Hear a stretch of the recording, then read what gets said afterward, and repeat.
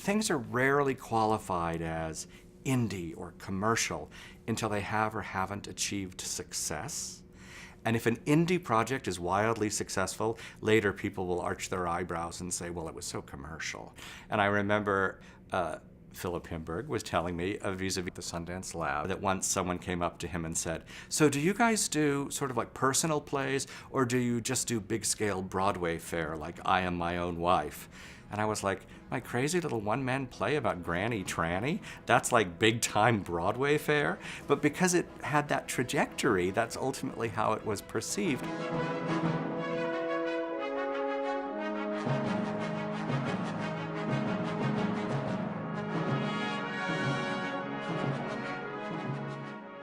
In 1992, I was visiting a friend in Berlin, and he introduced me to this singular and remarkable character, this elderly East German transvestite who had survived the Nazis and the communists as an openly gay crossdresser.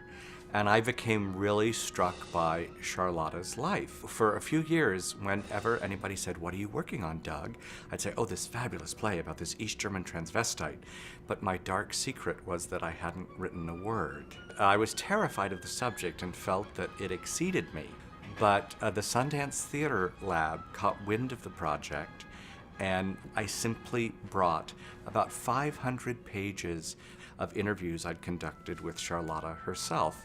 And we started to theatricalize the interviews, and the play started to come alive for me for the first time. And we did the first act, and the reaction was very strong, and I was able to really write unfettered for the first time. And that led to the final draft of I Am My Own Wife that opened at Playwright's Horizons and subsequently Broadway.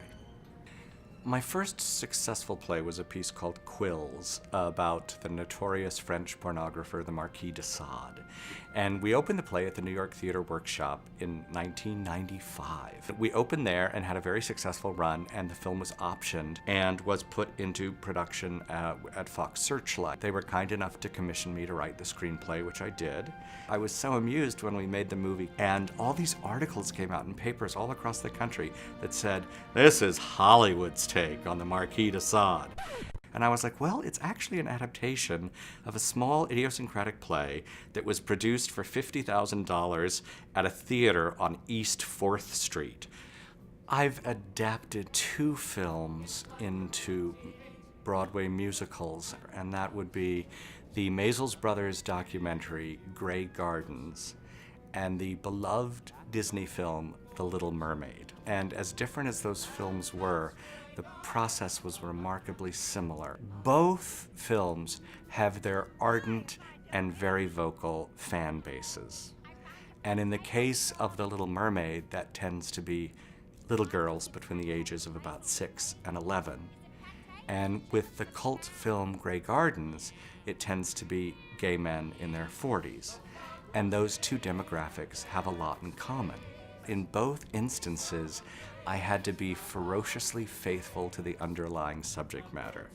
Because if some great gay fan of Grey Gardens didn't hear little Edie make one of her signature remarks, then they'd be woefully disappointed. In the same way, if Ariel doesn't sing Part of My World, every 8-year-old girl who's watching it is going to scream. It's so funny when you try and assess your place in the profession, and are you working in a kind of art-driven indie world, or are you working in the more commercial realm? And I think that's true in both theater and film. I think you ultimately, at the end of the day, have to pursue and engage in material that you trust and believe in. And it's the world that will define its commercial value, and you can only commit to those projects that actually move you and impel you to put words down on a blank page.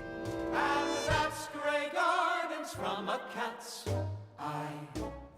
I may die with this dying. I don't like it at all.